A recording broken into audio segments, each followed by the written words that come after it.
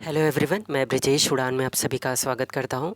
Africa महाद्वीप हम लोग कंटिन्यू कर रहे थे और उस कड़ी में अभी कुछ लेक्चर बचे हुए हैं। सो आज से हम लोग फिर से एक कंटिन्यू करते हैं। जो बचे हुए मैपिंग के क्लासेस हैं वो हम समाप्त करेंगे और उसके बाद कुछ नए टॉपिक स्टार्ट करेंगे। तो चलिए शुरू करते हैं। अफ्रीका महाद्वीप हम लोग कर रहे थे और ये अफ्रीका महाद्वीप का एक मैप आपको नज़र आ रहा है। अफ्रीका महाद्वीप के इस हिस्से में अगर हम देखें, मैं एक बार पेन अपनी चेक कर लेता हूँ। ओके, ठीक है। अफ्रीका महाद्वीप का ये जो नॉर्थ हिस्सा है, ये वाला हिस्सा, इस पूरे हिस्से में एक बड़ा सा मरुस्थल फैला हुआ है जिसका नाम है सहारा मरुस्थल। यहाँ पे आपको नाम दिख रहा है, सहारा मरुस्थल। विश्व का सबसे बड़ा मरुस्थल है जिसका नाम है सहारा मरुस्थल। तो विश्व का सबसे बड़ा मरुस्थल है सहारा मरुस्थल, जो अफ्रीका महाद्वीप में आपको मिलेगा। और इस अफ्रीका महाद्वीप के इस मरुस्थल में एक जनजाति आपको मिलेगी जिसका नाम है बद्दू जनजाति। इस जनजाति का निवास इसी मरुस्थल में आपको मिलेगा। एक और चीज़ आपको नज़र आ रही होगी और वो ये है कि इस पूरे मरुस्थल को देखें तो इसका जो ऊपरी हिस्सा है, ये वाला हिस्सा, वहाँ पर आप देख रहे हैं कि थोड़ी सी जगह छूटी हुई है।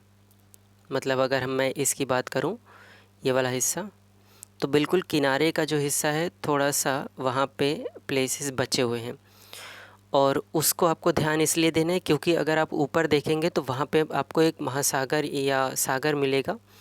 ये वाला, ये सागर एक है जिसका नाम है भूमध्य सागर। और भूमध्य सागर का जो प्रभाव है वो इसके तटीय क्षेत्रों पे रहता है। तो ये जो इस हिस्से हैं जो भूमध्य सागर के काफ़ी करीब हैं, उन पे प्रभाव जो होता है वो भूमध्य सागरीय जलवायु का होता है। और आपको याद है भूमध्य सागर के नाम पर ही एक जलवायु का नाम पड़ा है जिसका नाम है भूमध्य सागरीय जलवायु।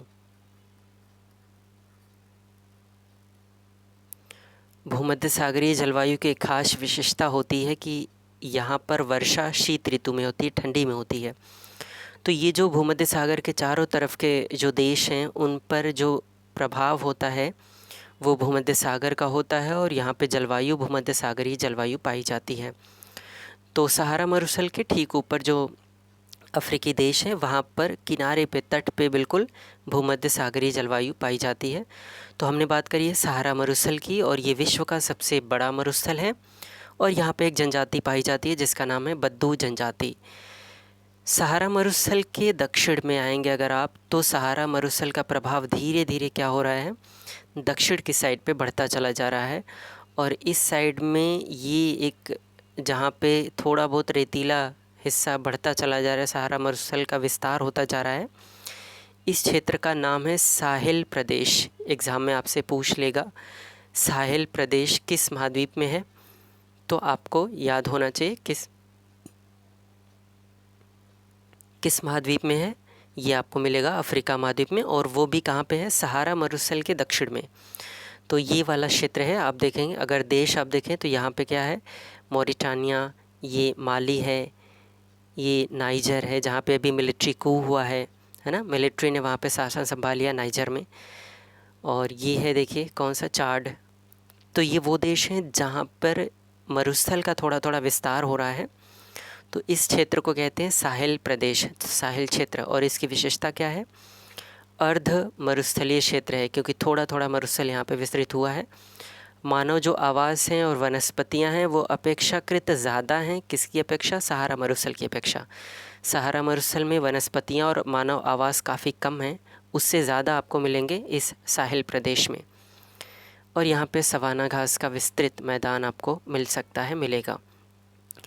आगे हम मरुस्थल की बात करें तो यहाँ पर आपको देखिए ये देश कौन सा है, ये है, अगर आप यहाँ से देखें, ये है दक्षिण अफ्रीका, फिर ये है नामीबिया और ये है अंगोला। तो दक्षिण अफ्रीका, नामीबिया और अंगोला में तट के काफ़ी करीब ये आपको एक मरुस्थल विस्तृत मिल रहा है, उसका नाम है नामीब मरुस्थल। और नामीब मरुस्थल हीरे के भंडार के लिए काफ़ी प्रसिद्ध है। जब हम लोग खदानों की बात करेंगे तो हम बात कर रहे होंगे कि हीरे के जो भंडार हैं वो अफ्रीका महाद्वीप के इन क्षेत्रों में, कभी यहाँ पे ये दक्षिण अफ्रीका वाला क्षेत्र है। यहाँ पे काफ़ी हीरे के, डायमंड के भंडार आपको मिलेंगे। ये एक मरुस्थल आपको यहाँ पे दिख रहा है। ये देश कौन सा है? बोत्सवाना। यहाँ पे है नामीबिया, ये दक्षिण अफ्रीका। तो बोत्सवाना, नामीबिया और दक्षिण अफ्रीका में एक मरुस्थल फैला हुआ है जिसका नाम है कालाहारी मरुस्थल। काफ़ी एग्ज़ाम में आता है। कालाहारी मरुस्थल किस महाद्वीप में मिलेगा? अफ्रीका महाद्वीप में मिलेगा। अगर देश आपसे पूछ ले, बोत्सवाना, नामीबिया और दक्षिण अफ्रीका। कालाहारी मरुस्थल में एक जनजाति पाई जाती है जिसका नाम है बुशमैन जनजाति। यहाँ पे इनका निवास होता है और ओंकावांगो नदी इस मरुस्थल की जीवन रेखा कहलाती है, क्योंकि इस मरुस्थल में रहने वाले लोगों के जीवन के लिए जो एकमात्र पानी का साधन है वो ओकावांगो नदी है। तो ये नदी और ये बुशमैन जनजाति, ये एग्ज़ाम में काफ़ी बार पूछी गई है कि बुशमैन जनजाति किस मरुस्थल में पाया जाता है।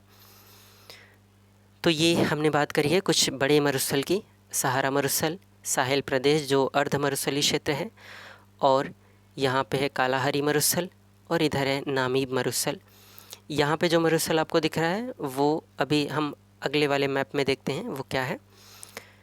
यहाँ पे देखिए, मैंने अभी आपको बताया कि यहाँ पे पूरा विस्तार किस मरुस्थल का है।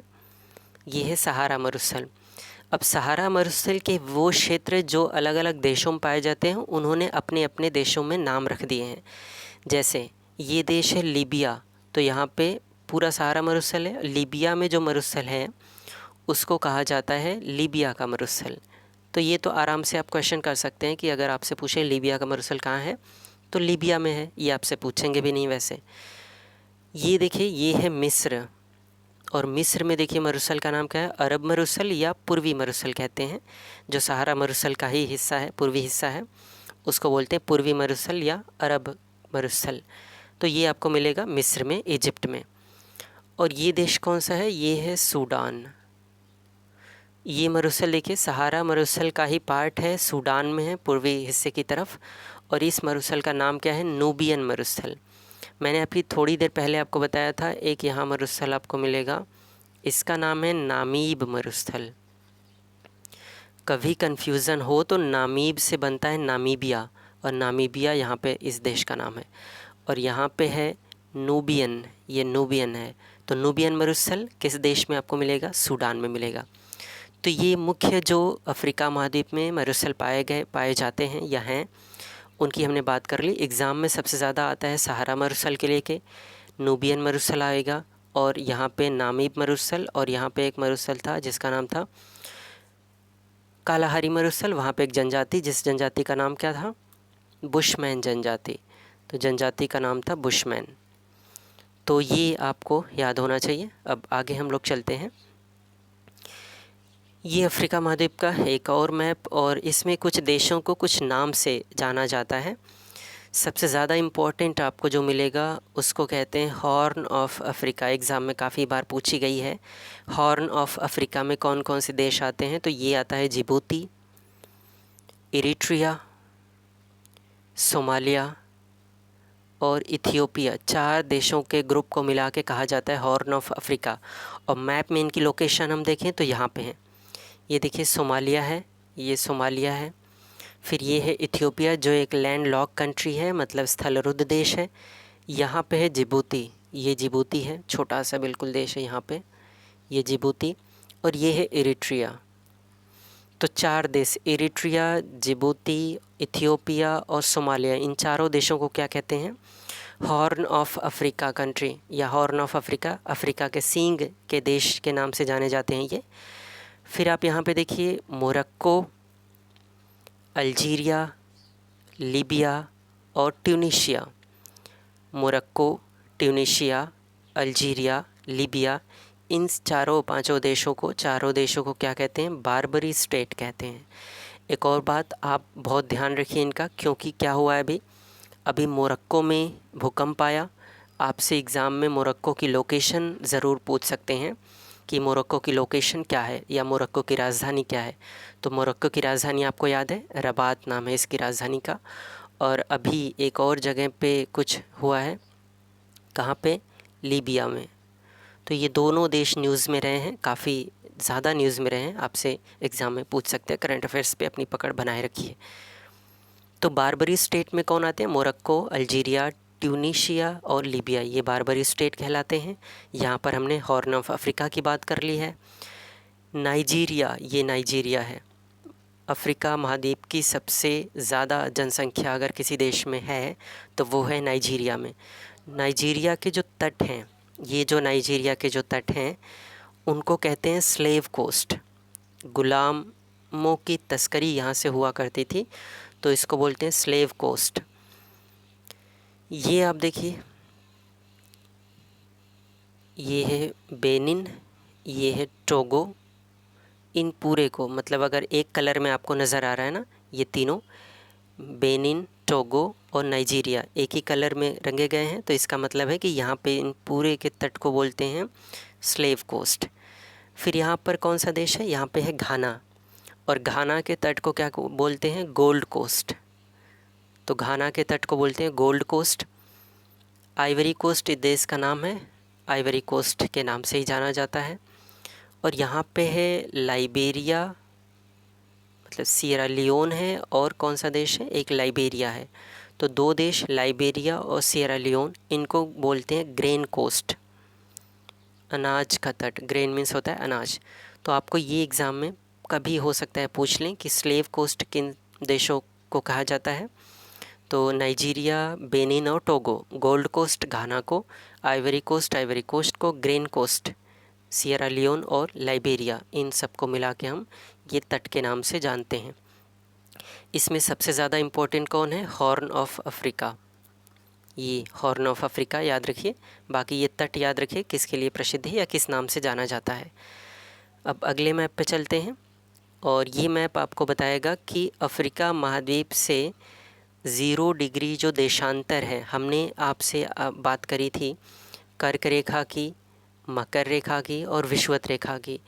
ये जो रेखा है वो है देशांतर, 0 डिग्री देशांतर, या जिसको हम कहते हैं ग्रीनविच रेखा।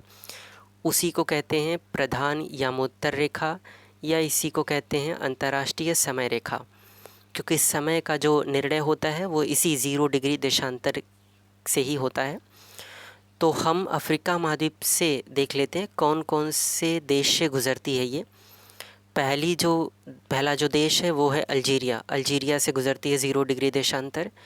फिर माली, उसके बाद ये देश है बुर्किना फासो, यहाँ पे है ये अल्जीरिया, माली, बुर्किना फासो। फिर ये देखिए टोगो, ये वाला देश है टोगो, और ये वाला है घाना। तो ये 1, 2, 3, 4, 5 देशों से गुज़रती है कौन सी रेखा? देशांतर रेखा। वो भी कौन सी देशांतर? 0 डिग्री देशांतर। तो 5 देशों से गुजरती है। इसके अलावा जब यहाँ पे आप आएंगे, ये है गिनी की खाड़ी, अटलांटिक महासागर का हिस्सा है गिनी की खाड़ी। गिनी की खाड़ी से एक रेखा गुजरती है जो मैंने आपको पढ़ा दिया है, उस रेखा का नाम था विषुवत रेखा। थोड़ी लाइन टेढ़ी हो गई है लेकिन आप समझ लीजिए, ये है विषुवत रेखा।